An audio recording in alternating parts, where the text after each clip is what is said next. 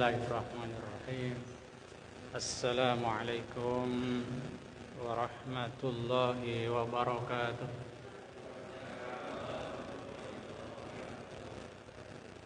Innal hamdalillah nahmaduhu wa nasta'inuhu wa nastaghfiruh. Wa na'udzu billahi min syururi anfusina wa sayyiati a'malina.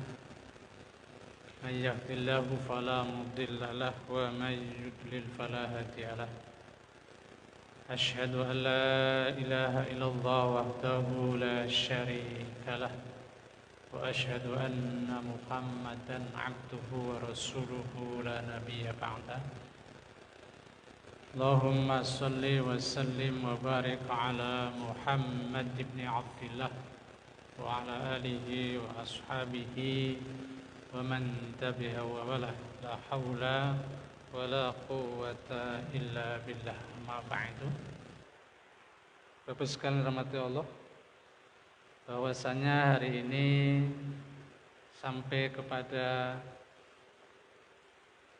makalah berapa, Pak?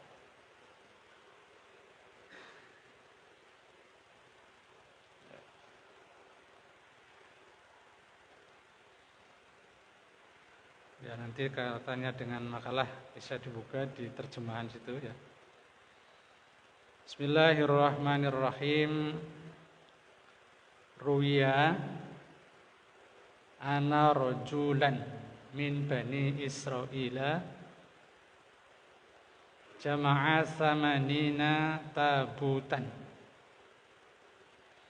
Diceritakan bahwasanya ada seorang laki-laki min Bani Israila dari Bani Israil.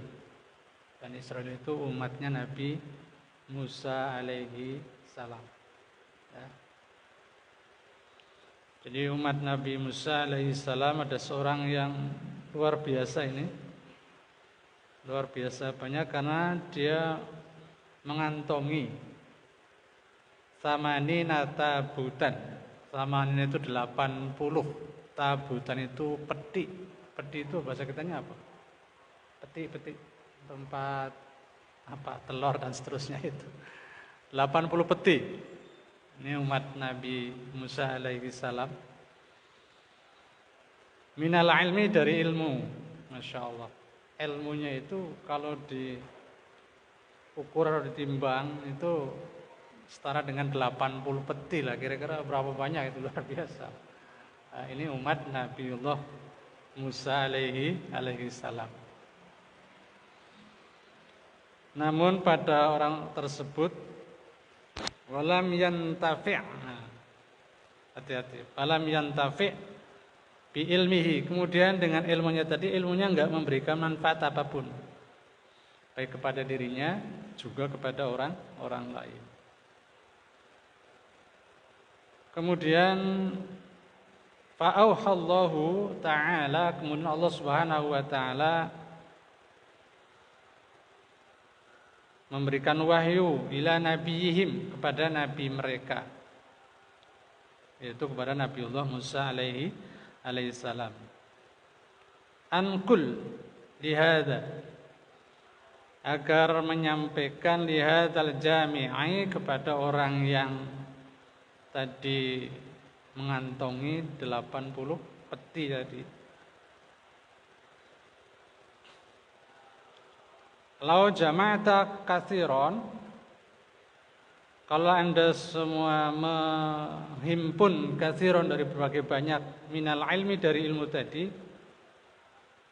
lam yanfa'ka, maka tidaklah bermanfaat ilmu yang tadi diperoleh, ilmu yang tadi begitu banyak, illa, kecuali anta'mala bi salasati asya'a, kecuali Anda semua anta'mala, beramal bi salasati asya'a, dengan 3 perkara ya. Jadi ilmu itu akan bermanfaat kalau beramal dengan tiga hal. Apa ketiga hal itu? Yang pertama, la tuhibbud dunya. Jadi yang pertama tidak cinta kepada dunia. Jadi yang pertama kalau dia menginginkan ilmunya tadi bermanfaat, yang 80 peti tadi bermanfaat, maka la tuhibbud dunya, janganlah sekali-kali Anda mencintai dunia. Mencintai dunia, hati-hati.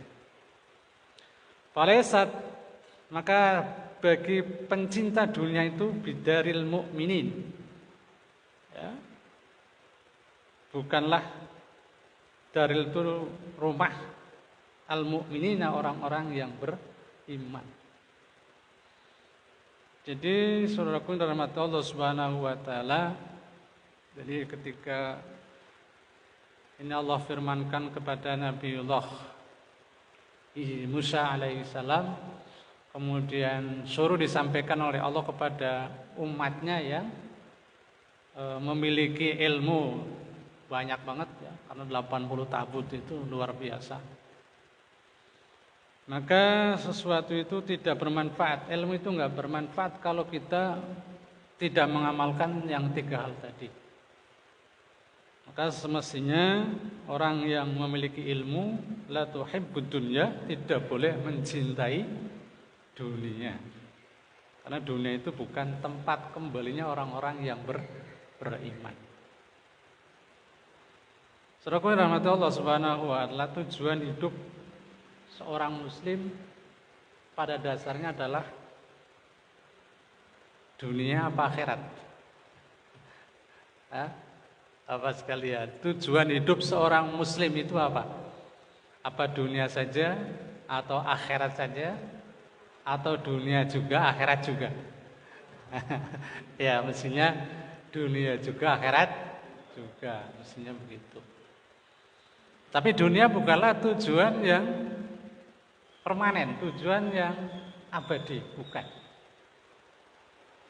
Hendaknya dunia itu sebagai tujuan sementara lah, kira-kira begitu. Tujuan sementara atau tujuan yang tidak abadi. Tapi kalau urusan akhirat, masya Allah, itu tujuan akhirat yang sesungguhnya kita, di mana akhirat adalah satu hal yang kekal, satu hal yang abadi dan terus menerus akan kita rasakan di alam akhirat.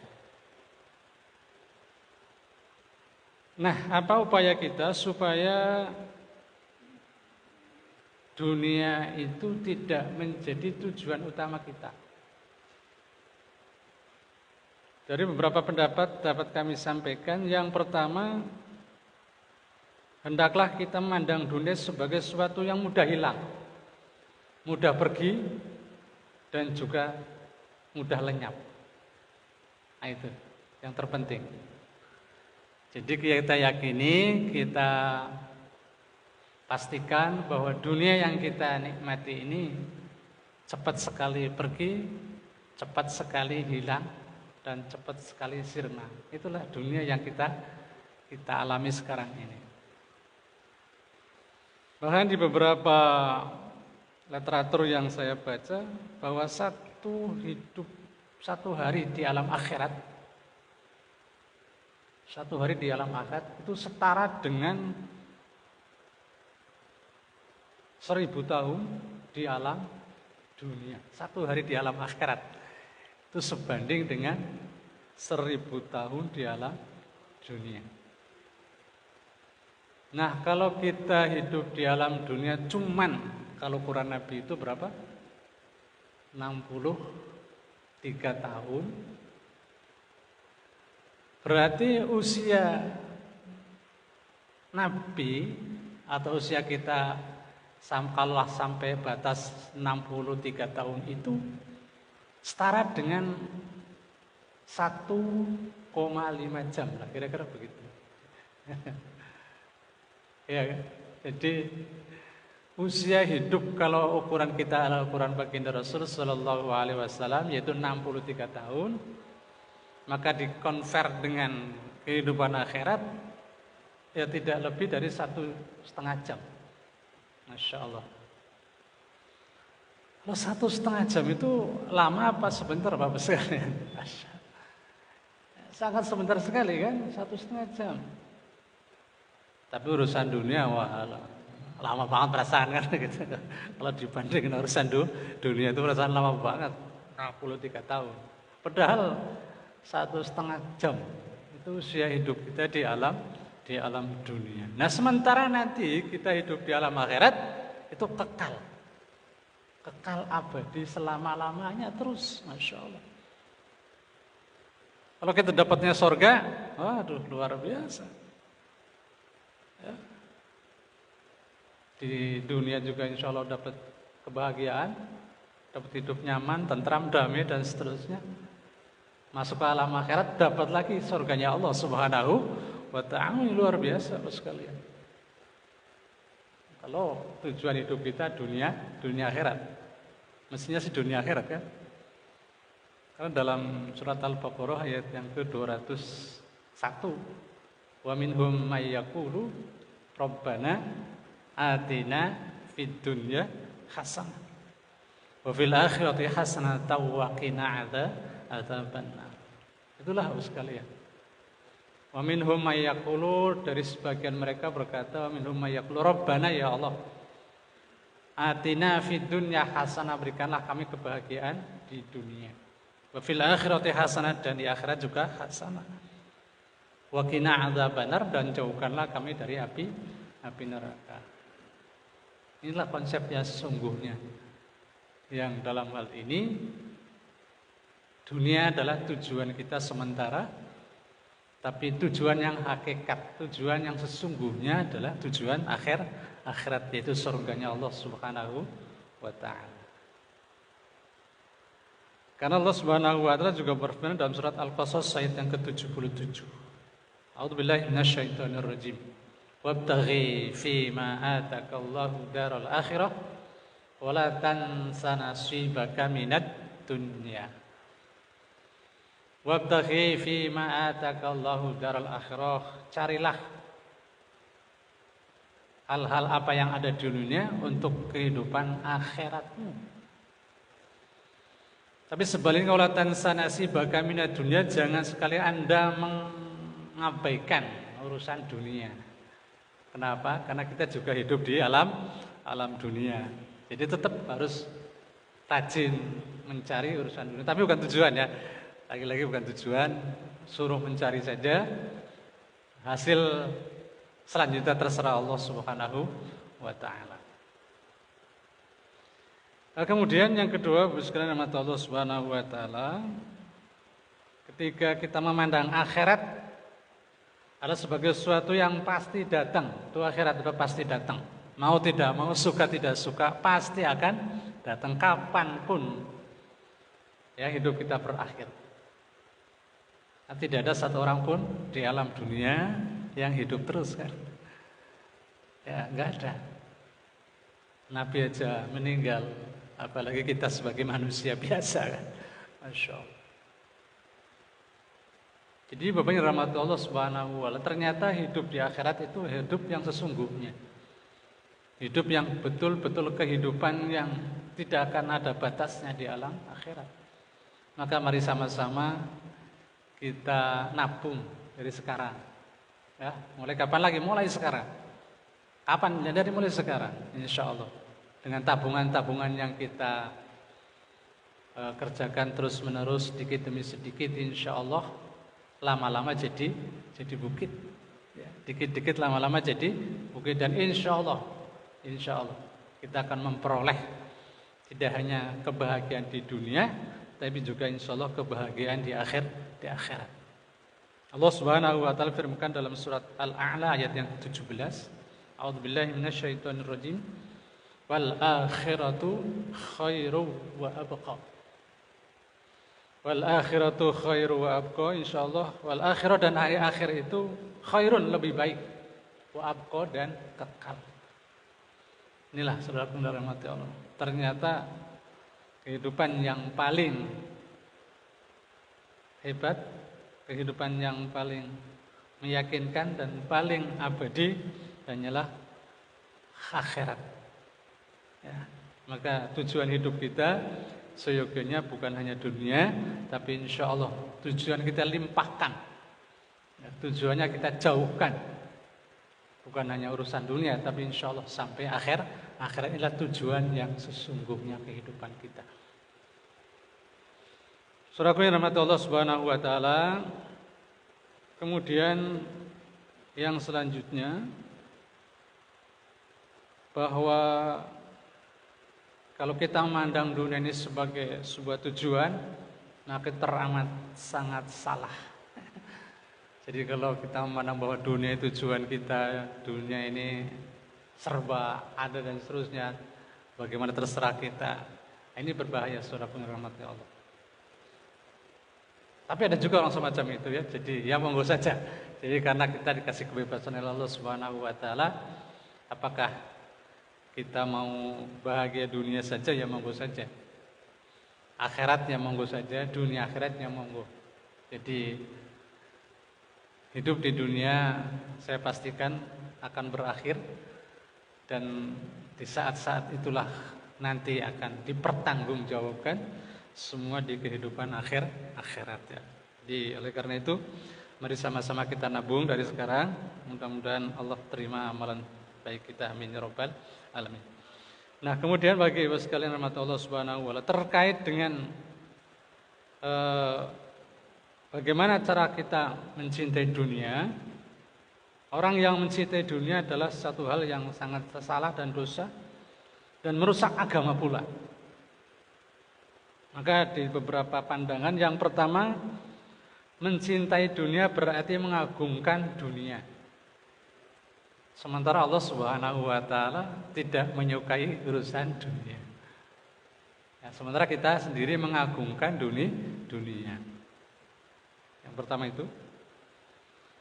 Nah, sementara Allah Subhanahu wa taala termasuk adalah satu hal yang sangat-sangat membenci kepada dunia. Oleh karena itu, mudah-mudahan kita tidak seperti itu. Kita hanya sekedar perantara saja, dunia sebagai perantara. Tapi di sini Allah Subhanahu wa taala menyampaikan kepada kita bahwa termasuk dosa yang paling besar adalah mengagungkan sesuatu yang direndahkan oleh Allah Subhanahu wa taala. Ya. Kalau kita mencintai dunia, paling tidak ada 3 hal saudaraku yang dirahmati Allah. Yang pertama, cita-cita yang tidak pernah selesai itu dunia. Mana ada dunia ini selesai? Ya, dari kecil barangkali kita sudah selesai sekolah SD, SMP, SMA, kemudian juga kuliah. Setelah itu tujuan kita supaya hidup makmur, aman, tentram, damai dan seterusnya. Tapi apa yang kita cari? Gak ketemu juga. Ya, gak ketemu juga. Ada yang ketemu, mencari dunia. Tapi apakah hanya sebatas dunia saja? Ya monggo kalau hanya sebatas dunia saja. Nah, kemudian kita kuliah, kita selesai, kita bekerja di satu tempat, dapatlah gaji, hidup nyaman, tentram dan seterusnya. Apakah hanya itu? Ada satu kehidupan lagi yang nanti ditanya di alam akhirat. Jadi kalau kita sebagai seorang yang beriman, mestinya tidak hanya dunia saja, tapi juga insya Allah sampai akhirat. Maka tujuan di dunia, cita-cita di dunia tidak bakalan kesampaian. Misalkan saya ingin jadi gubernur lah, kira-kira begitu. Selesai kuliah ingin jadi gubernur. Udah jadi gubernur, pengen jadi apa? Di atasnya lagi jadi presiden. Iya kan?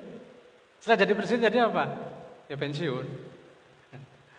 Jadi itulah manusia.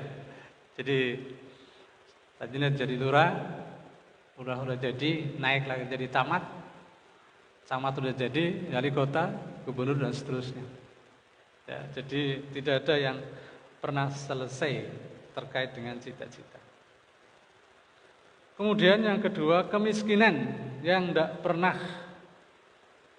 sampai. Sama, kemiskinan juga begitu. Apalagi miskin ya. Semua orang pasti nggak mau kan, nggak suka kalau kita bicara kemiskinan. Kemudian yang berikutnya, kesibukan yang tak lepas dari kelelahan. Ya, dunia itu memang serba sibuk, serba serba nggak enak, serba kaku dan seterusnya. Itulah dunia. Ya, jadi kesibukan berangkat pagi, pulang pagi lagi, bahkan ada yang sampai lembur-lembur dan seterusnya. Itulah kelelahan dunia. Sampai kapan? Ya sampai dia mau seperti itu. Makanya kalau sudah tua, ya kerja itu ternyata lelah. Apa yang dia cari selama ini? Ya seperti itu aja. Ya kalau nggak hilang. Kalau yang kita cari kemudian udah dapat, kemudian hilang, wah udah. Na'udzubillah tsumma na'udzubillah. Jadi itulah sekarang rahmat Allah Subhanahu wa taala terkait dengan urusan dunia, mengagungkan dunia adalah satu hal yang dibenci Allah. Sementara orang yang cenderung urusan dunianya kencang, maka 3 hal itulah yang nanti akan dia dapatkan. Kemudian yang kedua, Allah Azza wa Jalla juga mengutuk, memurkai dan membenci dunia. Jadi karena ini adalah kutukan, ya bukan kutukan beneran ya. Ya, maka jangan sampai kita mencintai dunia yang terlalu berlebihan lah. Mohon maaf ini Mas kalian ya. Jadi jangan sampai kita mencintai dunia terlalu berlebihan. Ya. Boleh mencintai dunia, boleh saja, monggo. Tapi jangan berlebihan. Yang sedang-sedang sajalah. Sedangnya pengen motor ada tunggangan kita, ada motornya. Sedangnya kita mau mobil, ada mobilnya. Sedangnya mau kereta, ada keretanya dan seterusnya. Jadi sampai kapan manusia nggak akan puas dengan urusan dunia. Kemudian yang berikut saudaraku yang dirahmati Allah Subhanahu wa taala, yang ketiga, mencintai dunia berarti menjadikan dunia sebagai tujuan. Nah, ini yang sangat keliru ini. Ya, jadi walaupun dalam firman Allah surat Al-Baqarah ayat yang ke-200 Allah sampaikan wa minan nasi may yaqulu rabbana atina fid dunya hasanah fid dunya wa ma lahum fil akhirati min khalaq. Ya, jadi wa minan nasi dari sebagian manusia yaqulu berkata rabbana atina fid dunya, ya Allah berikanlah kami kebahagiaan di dunia. Wa ma lahum fil akhirah, dan tiadalah kami meminta di akhirat min khalaqin, dari bagian di alam dunia ini. Jadi saudaraku yang dirahmati Allah, ternyata hidup di alam dunia ini memang ya seperti itulah kondisinya, dan jangan sampai kita terjebak kepada perkara-perkara yang ada di dunia. Insya Allah kalau kita tidak terjebak terhadap urusan-urusan dunia, maka Allah selamatkan kepada kita, dan insya Allah kita akan mendapat barokah Allah Subhanahu wa ta'ala. Nah, sekarang yang keempat, mencintai dunia membuat manusia tidak sempat melakukan sesuatu yang bermanfaat baginya di akhirat akibat kesibukannya di urusan dunia. Masya Allah ya. Jadi orang yang fokus hanya dunia saja, maka dia nggak sempat terkait dengan urusan akhirat. Abdullah bin Mas'ud radhiyallahu anhu, bagi semua orang dunia ini adalah tamu. Bagi setiap orang yang beriman, dunia ini adalah tamu. Dan harta adalah pinjaman. Di situ nggak ada ya. Ya cari sendiri aja nanti ya. Jadi setiap orang yang beriman memandang bahwa dunia ini adalah ibarat tamu, dan harta itu adalah pinjaman. Lalu sekalian rahmati Allah, tamu itu paling lama berapa hari sih? Kira-kira begitulah. Tamu itu paling lama berapa hari? Sebulan, seminggu? Seminggu udah nggak betah kan? Ya 2 minggu lah kira-kira, itu paling lama kan? Kalau kita nengokin cucu misalkan dari dari kampung ke Jakarta, ya mentok-mentok 2 minggu lah. Itu. Nah setelah 2 minggu kemana lagi? Kita kembali lagi kan, balik lagi ke alam habitatnya, ke masyarakat yang tadinya kita berangkat tadi kan. Kalau ke Jawa ya pulangnya ke Jawa lagi. Itulah saudara-saudara rahmat. Ternyata nggak lama dunia ini, nggak lama.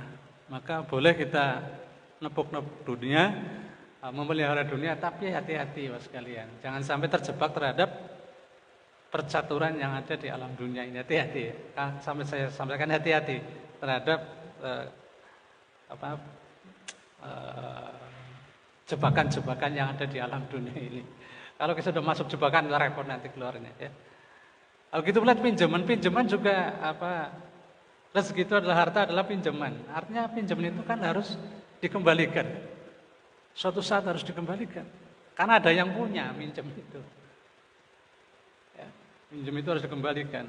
Karena kembalikan maka harus lengkap dan seterusnya. Nah, itulah Bapak sekalian. Jadi hidup di alam dunia ibarat orang yang beriman menganggapnya sebagai tamu dan harta benda itu adalah pinjaman. Ya, karena pinjaman suatu saat Allah meminta kembali ya, mestinya ya mau kerja aja kan. Anak itu juga pinjaman. Nah, istri kita juga termasuk pinjaman Allah Subhanahu wa Ta'ala. Kalau sudah Allah panggil, Allah ambil, ya sudah monggo. Jadi sebatas itulah kita memperoleh pinjaman dari Allah Subhanahu wa Ta'ala. Termasuk nyawa kita juga pinjaman Allah Subhanahu wa Ta'ala. Seberapa lama kita dipinjemin Allah terkait dengan usia kita? Masya Allah. Iya kan Mas sekalian? Ya, ada yang di bawah 50 tahun, ada yang di atas 50 tahun, bahkan ada yang 80 tahun, Masya Allah. Nah, itulah. Jadi apapun yang kita pinjemin, ya, kalau Allah Subhanahu wa Ta'ala sudah memintanya, ya monggo kerso saja. Jadi itulah hal-hal yang perlu kami dan kita lakukan. Jadi mudah-mudahan ada pembersihan jiwa kita sehingga tatkala pinjaman itu dikembalikan atau diminta oleh Allah Subhanahu wa Ta'ala, kita rasanya ya plong lah gitu ya. Jadi tidak nyesek. Begitu nyesek dan seterusnya itu repot nanti ya. Ya boleh nyesek, ya boleh. Nabi pernah nangis, Nabi juga pernah nangis ya ketika ditinggal Khadijah ya. Nabi berbulan-bulan ya, hampir sebulan. Rasulullah SAW kemudian dihibur Isra wal Mi'raj. Ya, artinya Nabi juga hampir sama seperti manusia biasa. Nah, cuman beda Nabi dengan kita. Nabi itu dihibur oleh Allah Subhanahu wa Ta'ala dengan Isra wal Mi'rajnya. Ya, Nabi juga bersedih sama. Kita juga ketika ditinggal orang yang kita cintai, orang yang kita sukai, semua sedih kan? Ya sedih semua. Tapi artinya nggak boleh lama-lama karena Allah yang punya mau, ya. Oke, kemudian yang kelima, cinta dunia menjadikan dunia sebagai cita-cita terbesar manusia. Aduh. Jadi kalimat cinta dunia menjadikan dunia sebagai cita-cita terbesar manusia. Nah, itu Masya Allah. Ya, maka Rasulullah SAW bersabda, barang siapa tujuan hidupnya adalah dunia, maka Allah akan mencerai-beraikan urusannya, menjadikannya kefakiran di kedua pelupuk matanya. Ya, jadi orang kalau sekalipun menurut kita dia sudah kaya, sudah punya mobil dan terusnya, dia lihat yang tinggi lagi, yang lebih kaya, dia merasa miskin. Masya Allah. Itulah urusan dunia. Jadi tidak ada seorang pun di alam dunia ini yang merasa kaya dan merasa cukup kaya kecuali dia tadi bersyukur kepada Allah Subhanahu wa Ta'ala.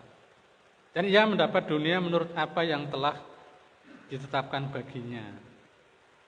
Dan barang siapa yang niat tujuan hidupnya adalah negeri akhirat, negeri akhirat, Allah Azza wa Jalla akan mengumpulkan urusannya, menjadikan kekayaan di hatinya, dan dunia akan mendatanginya dalam keadaan hina. Masya Allah.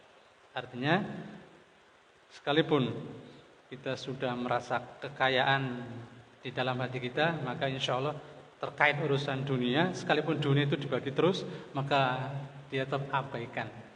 Ya. Termasuk Utsman bin Affan. Termasuk Utsman bin Affan itu orang yang sahabat Nabi yang kalau siang dia mengeluarkan duit, kalau siang mengeluarkan harta bendanya, kemudian dia malam itu ada lagi. Kekayaannya nggak habis-habis. Itu Utsman bin Affan. Masya Allah. Itu luar biasa sekali. Wallahu a'lam, duitnya dari mana itu? Itulah kalau Allah sudah menghendaki bahwa dalam konteks Islam, konteks harta benda, konteks dunia, konteks akhirat itu seperti itu. Yakinlah kalau kita ngurus urusan akhirat, maka dunia itu akan katut lah, dunia itu akan mengikuti. Kalau kita ngurusin akhirat, ya. Tapi bukan berarti kita zikir terus, bukan. Usahanya mesti harus ada juga, ya usahanya mesti harus ada. Kalau nggak ada ya repot juga. Artinya dari mana duitnya? Artinya begitu sekalian. Kalau kita bekerja, kemudian juga kita bagi lagi kerjaan itu untuk urusan akhirat, maka insya Allah dunia akan mengikuti kita. Ya, jadi seperti itu, saudaraku yang rahmati Allah. Oke. Kemudian yang keenam, masih ada waktu ya? Masih. 8 menit lagi. Yang keenam, mencintai dunia adalah orang yang paling banyak disiksa. Oh ini. Hati-hati Bapak sekalian. Mencintai dunia adalah orang yang paling banyak disiksa. Karena dunia ia disiksa pada 3 keadaan. Disiksa di dunia dalam bentuk usaha kerja keras untuk mendapatkannya. Ya. Ya, sekalipun enggak siksa secara langsung ya, tapi merasa bahwa kita ya, tersiksa lah karena kerjanya luar biasa, kadang siang, kadang malam, kadang siang. Dan yang kedua, perebutan dengan sama pencinta dunia. Ya, untuk mendapatkan taruhlah satu proyek aja itu kan berbagai macam cara dan berbagai macam upaya ya. Satu proyek aja. Itu kadang-kadang kalau yang imannya itu taruh di musola, taruh di masjid itu, dia datang begitu saja, itu luar biasa sekali. Sogok menyogok itu udah apa? Hal yang biasa lah, karena kalau menurut dia itu udah hal yang biasa untuk mendapatkan sebuah proyek itu. Ya, Masya Allah. Tapi mestinya kalau kita beriman sih, ya fair-fair aja kan. Karena yang fair-fair aja ya nggak bakalan diterima, atau nggak bakalan digubris, kira-kira begitu. Itulah saudara yang rahmatullah. Ternyata antara teman pun, ya kondisinya seperti itu ya. Jadi semakin bersaing semakin merepotkan kita lah seperti itu. Nah kemudian juga disiksa di alam kuburnya itu, Masya Allah. Ya. Di alam kubur juga mendapatkan siksa. Artinya yang lain sudah pada masuk surga semua, dia masih saja ditanya oleh malaikat. Ya kebanyakan harta kan? Harta ini dari mana? Tanya terus. Harta ini dari mana? Harta ini dari mana? Nah setelah itu akan dikumpulkan, dikemanakan tuh harta benda yang Allah titipkan pada Anda semua. Ya syukur-syukur kalau untuk ibadah itu luar biasa. Untuk sedekah dan seterusnya, Masya Allah. Jadi, sekalian rahmat Allah Subhanahu Wa Taala, orang nanti yang insya Allah masuk surganya cepat adalah orang yang bertakwa. Yang kedua orang yang nggak punya.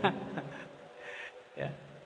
Kemudian yang susah adalah mereka sama-sama bertakwa, tapi yang harta bendanya banyak.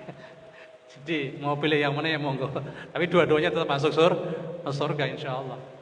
Pilih yang kaya ya insya Allah. Biasanya pada begitu. Jarang yang milih miskin. Jadi saudaraku yang rahmati Allah Subhanahu Wa Taala, ternyata jadi orang miskin juga jangan ya cukuplah. Ya mudah-mudahan kita jadi orang yang cukupkan Allah Subhanahu Wa Taala dan juga dikasih rezeki karena apa? Untuk infak, untuk sedekah, untuk membangun sarana dan prasarana ibadah. dan juga tidak menjadi beban orang lain. Ternyata menjadi beban orang lain juga disoal oleh Allah, oleh Rasulullah. Ya, yang terbaik adalah orang yang suka memberi kan. Artinya memberi itu kan orang yang ada. Artinya kan begitu. Tapi ini sebuah pemberitaan bagi kita bahwa insya Allah dengan belajar seperti ini mudah-mudahan kita mampu mengambil manfaatnya. Mampu mengambil manfaatnya. Kalau ada yang keliru, ya mohon maaf barangkali ini kesalahan saya dan seterusnya. Tapi ambillah manfaatnya dari belajar terkait dengan urusan dunia ini. Ya, ambillah pembelajaran yang penting. Jangan sampai kita menjadi beban bagi orang lain. Dan yang kedua, jadilah kita orang yang senantiasa dimuliakan oleh orang lain. Ya, jadilah orang yang mulia, karena orang mulia adalah orang yang tangannya lebih baik di atas daripada tangan yang di bawah. Artinya orang yang suka memberi adalah orang yang dimuliakan oleh manusia dan insya Allah juga dimuliakan oleh Allah Subhanahu wa Ta'ala. Demikian barangkali yang dapat kami sampaikan. Terima kasih. Billahi fisabilillah. Assalamualaikum warahmatullahi wabarakatuh.